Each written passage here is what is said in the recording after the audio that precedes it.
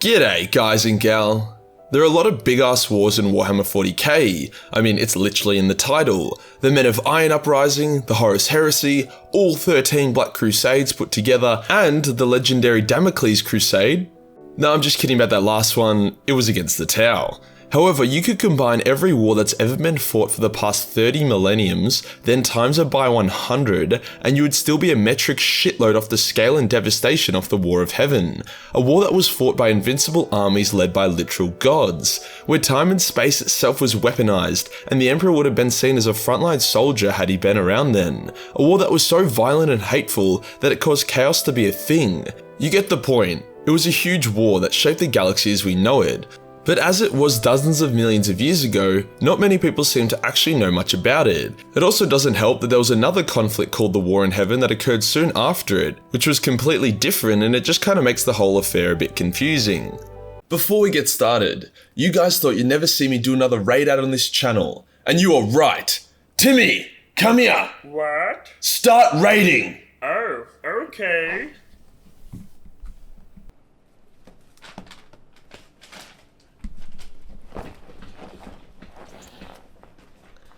Raid Shadow Legends is back and better than ever, with a huge awesome new update, which brings the Tower of Doom into the game, which is an awesome challenge with 120 floors, as well as secret rooms and hectic boss battles. Majorkill only lets me eat when I get through a boss, so I've been playing the hell out of it. On top of that, there's a bunch of new champions and a cute Valentine's update for all us lonely people without girlfriends. That includes you, Majorkill. Oi, mate, too soon. Oh, sorry. Am I done? Keep going, boy. So if you want to jump in and raid, then click on Majorkill's super special link below that gives you 50,000 silver, 50 gems, 1 energy refill, 1 clan boss key, 5 mystery shards, and 1 day XP booster. And 1 free champion. Wow, they're really going for it. Yeah dude, Raid is going hard. That's a fat sign up link if I've ever seen one. I've personally played a fair amount of Raid, and hands down my favourite part is the character design and art. Like, damn dude. So yeah guys, click the link below to get in and start raiding. Thank you Raid Shadow Legends for sponsoring this video. Today we'll go over the lore of the War in Heaven, who started it, who fought in it, who won it, and why its effects can still be felt to this very day, despite it occurring over 60 million years ago. Let's get into it. Despite the Imperium of Man seeming like the big dick heroes that are all powerful cause bang bang skirt skirt marine big and strong, if they were around 60 million years ago, they would have been wiped out by the Necrons or Eldar as if they were nothing more than a wingless fly. The War in Heaven is a big reason as to why Xenos are such condescending assholes towards the Imperium. They fought side by side with their gods, and then suddenly a bunch of limp dick roided up space marines think they can stop them? But I'm getting ahead of myself. Let's take it back. All the way back. Big Bang, baby. In Warhammer, when the Big Bang went bang, a number of god-tier star jellyfish were created. These entities were called the Catan and happily floated around the galaxy drinking stars. They were barely sentient, so unless you were using the sun they'd just eaten to get your vitamin D, were pretty harmless. After the Catan, more sentient and helpful life began to form, most notably the Old Ones, who were a race of spiritual space-toad wizards. They had figured out how to combine the warp, which was actually a really cool place at the time, with technology to more or less become gods. They took this mantle of responsibility quite seriously and began seeding the galaxy with new life, with their first creation being the Slann, who were just like a discount version of an Old One. It's not entirely clear which of all the races the Old Ones created. The Eldar, Orcs, and some others didn't exist before the War in Heaven, because why the fuck would you willingly create overly emotional psychic sex lovers or overly violent sentient mushrooms? Hence all the initial Old One races were probably just cute and existed as little puppies. While the Old Ones were doing their thing and loving life, a race of salty sunburned sausages called the Necron tier emerged, and boy oh boy did they hate their lives. They evolved on a planet that was ravaged with solar radiation, hence everyone was getting cancer 24/7 and living short, shitty lives. I mean, I'm not a scientist or anything, but I would have thought that if you evolved on a sunburnt AIDS planet, you would evolve to handle the sunburnt AIDS. Despite their incredibly short and shit lives spent looking like ugly twigmen, the Necrontyr were able to slowly but surely create incredible technology, utilising antimatter to create spaceships that they then begun to spread out amongst the stars with. Originally they were like, yay, we are off the sunburnt planet, now we can live long happy lives without cancer. But then MTV Prank Patrol, or whatever that shit show is called, rolls up and is like, you just got punked, boy! Because whilst the radiation was gone, it seems like the short shitty lives in cancer were here to stay. Once again, I'm not a scientist, but if the only distinct bit of evolution you get from millions of years of Australia tier UV rays beaming into your DNA is that you get inescapable cancer, then maybe you should have developed sunscreen a little bit earlier. There is not a single bit of lore that points towards the Necrons using SPF 50+ sunscreen, so I honestly reckon this is their fault. Eventually, the Necrontyr and the Old Ones bumped into each other, and the Necrontyr were like, please sir, can I have the secrets to immortality? Or at least some kind of reliable chemotherapy? We use antimatter for hours and it doesn't work that well. And the Old Ones were like, ribbit, ribbit, put on some sunscreen, Lamau, and left. This made the already bitter Necrontyr extremely jealous and mad. To make matters worse, the different Necrontyr dynasties wanted to carve out their own destinies, hence they began succeeding from the Necrontyr Empire, greatly pissing off the Silent King, who was, the leader of the Necrons. A civil war erupted between the Necrontyr, which looked like it would be the end of their race, until the Silent King had the best worst idea ever. Let's declare war on the Old Ones. By having a powerful common enemy, as well as potentially unlocking immortality, all the rebellious Necrontyr rejoined the fray and united. But even the united Necrontyr race is nothing but a cumstock compared to the Old Ones, especially since the Old Ones began creating basic warrior races to combat this new threat. With the Old Ones' incredible powers and their armies, the Necrontyr got completely raped, losing most of their territory and being forced into the corner of the galaxy. They were considered such a minor threat that the Old Ones didn't even bother wiping them all out. At least we now know who would win in a galactic battle between literal gods and a bunch of jealous cancer patients. The Necrons decided that their life still wasn't shitty enough, so they declared wars on themselves again, creating a civil war even bigger than that of the last. Knowing that their people would soon go extinct, the Silent King got desperate and found both his people's doom and salvation in the Catan. See, the Necrontyr researchers had spotted the Catan and were like, wow, what the fuck, and decided it would be a pretty cool idea to build them gigantic living metal bodies. The Catan entered these bodies and with these new material forms, gained sentience, and boy oh boy, were they assholes. The Catan pretended to be grateful and subservient to the Necrontyr, as they discovered that souls were way tastier than stars, hence the Catan hatched a plan to eat them souls. They were like, yo, you hate the Old Ones. No way, we do too. We fought a war against them and we were beaten and turned into star jellyfish, which is total bullshit, as before the Catan were in their new necrodermis bodies, they didn't know what an Old One was, and the Old Ones have no interest in fighting jellyfish. The Catan who told this to the Silent King was also later called the Deceiver, so that should pretty much make it more clear. The Necrontyr debated amongst themselves whether or not to accept the Catan as their allies / oppressive overlords. I mean, this is probably one of those instances where the debate should really happen before you give them physical bodies and turn them into gods. To be fair, it wasn't really a debate. Everyone wanted the Catan to be a thing, other than the court nerd / astrologist Oricon, who was like, the prophecy says no, and then the Necrontyr were like, why the fuck do we allow an astrologist to be on the council? Fuck off Oricon, you nerd. Hence the prophecy was ignored and the Necrontyr joined up with the Catan. The Catan showed them new awesome technology and power. They helped the Silent King reunite his people and prepare them to begin their war anew. The Catan were like, one more thing. Please step into this soul furnace so you can achieve immortality. And the Necrontyr were like, why is it called a soul furnace? And the Catan were like, haha, great question. Step in the fucking soul furnace. Hence, the Necrontyr entered into the soul furnaces and had their consciousnesses transferred into living metal necrodermis bodies, whilst their physical fleshy bodies and souls were consumed by the Catan. A lot of people are like, this was the turning point for the Necrontyr. They doomed their people and their race by accepting this devil's bargain. But like, did they? Their society was on the brink of collapse, and they all had cancer. They were also all ugly as shit, so it's not like losing their physical bodies suddenly was a massive L for them. I'd fuck a metal Necron over a fleshy Necrontyr any day. Either way, the Necrontyr were no more. They were now the Necrons.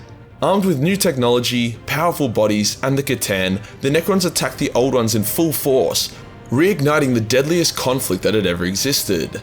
The Necrons were also incredibly united during this time, as each Necron had a command module installed in them, which meant they had to obey the Silent King.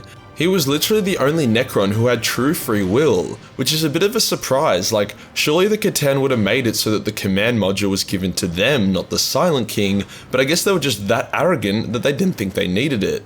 The Old Ones were not ready for such an attack and hadn't really bothered to create any new warrior races since they beat the Necron tier so easily. As such, the Old Ones and their creations faced an onslaught, losing countless battles and star systems. Black holes were thrown around like grenades, and entire races were turned into Catan sashimi. The Old Ones' webway was breached, and defeat seemed inevitable. Until the Old Ones pulled out some sneaky shit. See, they had two concepts that they were afraid to explore. One was the Elder, who was so gifted in the arcane arts and had such bright souls that they could manifest and create gods in the physical universe. The other were the Kroaks, who were the precursors to modern day orcs, and they were strong enough to kill a Primarch in a duel and had the power of an experimental Waaagh. The Old Ones created and nurtured these two races in secret whilst the rest of the galaxy burned, biding their time until they could welcome the Catan to the Come Zone. Eventually the Catan grew bored. The Old Ones were dead or in hiding, and they had eaten so many souls that they're actually beginning to run out. Hence the recently born Eldar god, Sir Gorash, was able to trick the Catan into eating each other instead. Who's probably like, yo, you like souls, yeah? And the Outsider, who was a huge Catan, was like, well, yes I do. And then the Eldar meme god would have been like, well, the other Catan have about 1 trillion souls in them each. Also, they said you had a weird dick. This was enough to get the Outsider to autistically screech and begin to eat his brothers, causing a feeding frenzy as all the main Catan began to devour the minor Catan, reducing the population of the Catan to only a small handful. As this happened, the Elder and Kroaks were unleashed upon the galaxy. The Elder could summon their gods onto the battlefield, and the Kroaks, were Kroaks. The remaining Old Ones who had survived the first part of the war in heaven were bitter veterans and had no mercy or hesitation. The Necrons and greatly reduced Catan were no match for the full might of the Children of the Warp. Even the greatest of the Catan began to fall. The Nightbringer was defeated and shattered in a duel with Cain, the Eldar god of war, whilst the Void Dragon, the greatest of the Catan, got hit with the equivalent of 7 Death Stars fired by an Eldar god, causing many shards of him to be scattered while the rest of him went into hiding near Earth. The Necrons began to work on a last-ditch effort to win. Using the knowledge of the Void Dragon before he got turbo-sodomized by gigantic laser beams, the Necrons built pylons which were able to slowly cut off the warp from real space. Achieving this would cut off the Elder, Kroaks and Old Ones from the warp and depower or outright kill them. These pylons were effective, but not enough of them could be created in time before the Void Dragon was beaten. Then something really shit and kinda confusing happened. With how much the Old Ones had been fucking with the warp and weaponizing it, as well as the devastation and suffering the Necrons and the Catan had caused, most of the warp turned into a living hell, laying down the foundations for the realms of chaos. Previously peaceful warp entities had been twisted and corrupted, and the Enslaver plague was released into the galaxy. The Enslavers were a bunch of unsavory hentai-looking monsters from the warp who infected the minds of Psykers and possessed them. This always resulted in a gruesome death for the Psyker. As there were so many Psykers running around, because Eldar, the Enslavers were everywhere. The last of the Old Ones were killed or fled the galaxy, whilst the Old Ones' creations were left to fend for themselves. With the Old Ones beaten, the Silent King decided it was time to execute Order 66, as he commanded all of the Necrons to rise up and defeat their Catan overlords. Even with their supreme technology, numbers, and element of surprise, the Catan was still really hard to take down, and trillions of Necrons were destroyed. However, one by one the Catan were defeated and shattered, before being turned into batteries for the Necrons. The Catan could not be permanently killed, and even if you could do it, the consequences for the galaxy as a whole would be really bad, hence shattering and imprisoning them was the way to go. In the meantime, the Enslaver plague came to an end. It's not exactly clear why or how. Maybe with the war in heaven over, the Enslavers returned to the warp after giving the galaxy a lesson. Maybe the Elder fled into the webway and starved the Enslavers who were unable to access it. Maybe all the Kroaks just screamed "Waaagh" simultaneously, causing the Enslavers to shit themselves and die. Either way, when the dust had settled and the Catan were gone, the Eldar emerged as the dominant force in the galaxy. The Necrons were battered, and knew that another war against the Eldar would result in their doom, hence the Silent King ordered all the Necrons to enter into a long as fuck hibernation, which would give the galaxy enough time to settle down, and the Eldar enough time to ruin their own empire via extreme gangbangs. He also destroyed his command module, so that when all the Necrons were awakened, they would do so with free will. The Silent King refused to enter hibernation, however, and journeyed to the edge of the galaxy and beyond for millions of years. Without powerful enemies to fight, as well as regular culling campaigns by the Elder, the Krorks were severely depleted and begun to devolve into modern-day orcs. Trazyn the Infinite does still have one Krork in his collection though. So with no Catan, Necrons or Krorks to bully them, as well as no old ones keeping them in check, the Elder became the dominant force in the galaxy for the next 60 million years or so. But Majorkill, if the warp was so messed up now, how did the Elder and their gods survive without fighting chaos? Shut your stupid fucking mouth to me, before I shatter you in 1,000 pieces and use you as a car battery. Don't you already do that? What? No, that's just a car battery jacked onto your scrotum. You aren't powering anything, other than my own entertainment with that. Yes, most of the warp sucked, but the Chaos Gods had not yet formed, hence there was nothing that could coordinate an attack from the warp on the Elder. On top of that, there was still large swathes of the warp that were uncorrupted and protected by the Elder Gods. Until Slaanesh became a thing, but that's a topic for a video I've already done. God damn, that's an old video, I'm not sure if I should be linking that. In the current setting, the Necrons are coming out of hibernation, and whilst their prediction that the Elder Empire would shatter has come true, I bet they weren't expecting Hell to now be a thing, as well as Tyranids. If the old ones had just given the Necrons the knowledge on how to cure cancer, then Chaos wouldn't be a thing, Orcs wouldn't be a thing, Elder wouldn't be a thing, humanity probably wouldn't be a thing, and neither would the Tyranids. Warhammer would be a pretty fucking boring setting. So I'm of the theory that the old one who met with the Necron tier was told by his brothers to give them immortality, but then he saw the future and was like, wait, that's awesome! No immortality for you, salty sausage boy. Yep, that's my headcanon. And that does us for today, guys. The War in Heaven explained. Pre-humanity lore is pretty fun, and there are a couple other topics like why the Elder Gods stopped fighting alongside their children, or what was going on during the Dark Age of technology. So if this video does well, then I'll be sure to cover more of those niche unknown topics in the future. If you enjoyed the video and want to support the channel, then Patreon is the place to be. Where only $1 per month give you access to a boatload of Warhammer hentai. Hit the subscribe button, then hit the real subscribe button for more heavenly content. Join the Discord for more memes, and I'll see you in the next one. Peace.